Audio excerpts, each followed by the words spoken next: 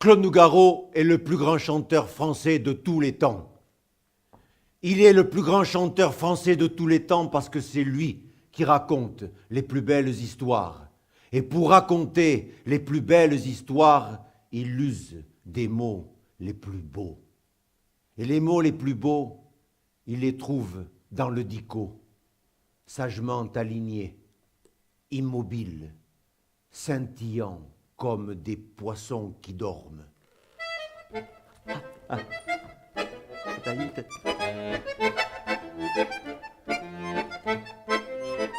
Dico par ci, dico par là, Claude, les dico, il aime ça, comme l'eau, mimi cracra.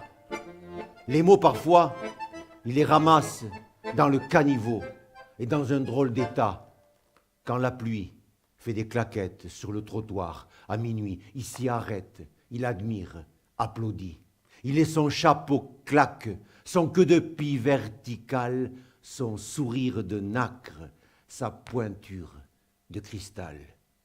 Ce spectacle, c'est un spectacle qui reconstitue en fait le parcours du cœur battant de Claude Nougaro. On se balade dans l'univers de Nougaro, car dès le départ, on savait ce dont on ne voulait pas. On ne voulait pas d'un hommage à Nougaro. Un hommage à Nougaro, c'est un hommage de plus. Mais il fallait faire quelque chose de nougarien. C'était ça l'idée. Nougarien, c'est-à-dire énergie et poésie. Ça a commencé comment tout ça? Très mal. À Toulouse. Car Toulouse n'a jamais été pour Claude la ville rose. Toulouse était pour Claude la ville rose. Ses parents l'avaient abandonné. Son père, Pierre Nougaro, premier baryton de l'Opéra de Paris, chantait dans les grandes places lyriques d'Europe. Et son épouse, Liette, la maman de Claude, l'accompagnait. Et Claude me disait, ma mère n'était pas ma mère, elle était la mère de mon père. Et ce père, il revenait de temps en temps à Toulouse pour se produire sur la scène du théâtre du Capitole. D'abord, il passait par la cuisine du faubourg des Minimes. Là, il demandait à voir le carnet de notes de Claude. Et le carnet de notes de Claude, c'était pas toujours folichon. Alors, Pierre se mettait en colère. Claude me disait, tu as connu, toi aussi, des colères paternelles. Mais imagine, dans une cuisine, une colère de baryton. J'étais scotché au mur de la cuisine et je n'avais qu'une envie, me venger. Et je me vengeais quand il montait sur la scène du théâtre du Capitole. Premier baryton dans l'opéra Verdi, il est voué à une mort certaine, un poignard latent. Et mon père crevait sur scène dans des trépas somptueux. Et moi, je me régalais de le voir crever. Quand le metteur en scène m'a proposé la création, le cahier des charges était simple. Je n'avais pas à reprendre les thèmes des musiques de Claude Nougaro, tout simplement parce que par le jeu de Christian et sa narration, toutes les chansons, les musiques de Claude Nougaro sont là dans l'inconscient collectif, elles sont là, elles sont toujours fortement présentes. Il y avait à Toulouse quelques copeaux de roses. Et le premier d'entre eux, le cinéma. Catherine Deneuve me disait, Nougaro, c'est le cinéma. La première fois que j'ai entendu Claude Nougaro, c'était une petite fille en pleurs dans une ville en pluie. Et cet homme qui court à la recherche d'une fille qui vient de le quitter, qui la cherche dans les rues de Paris sous la pluie, c'est du cinéma. Le cinéma, pour Claude, à Toulouse, C'était le Florida, le cinoche du faubourg des Minimes. Il est assis dans un fauteuil et l'on donne, ce jour-là, un chef-d'œuvre,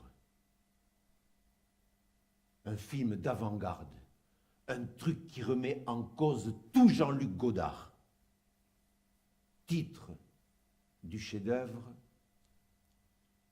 Toura, déesse de la jungle, avec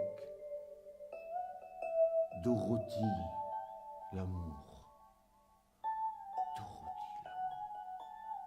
Claude remarque les jambes interminables de Dorothy, l'amour. Il remarque aussi, autour d'elle, les pygmées. Alors Claude regarde les pygmées. Les pygmées, eux, regardent Dorothy, l'amour, voyant en elle un Amber Girl. Vous voyez cette plume? Eh bien, c'est une plume d'ange. Oh, rassurez-vous, rassurez-vous. Je ne vous demande pas de me croire. Je ne vous le demande plus. Mais écoutez, écoutez encore une fois, une dernière fois, mon histoire.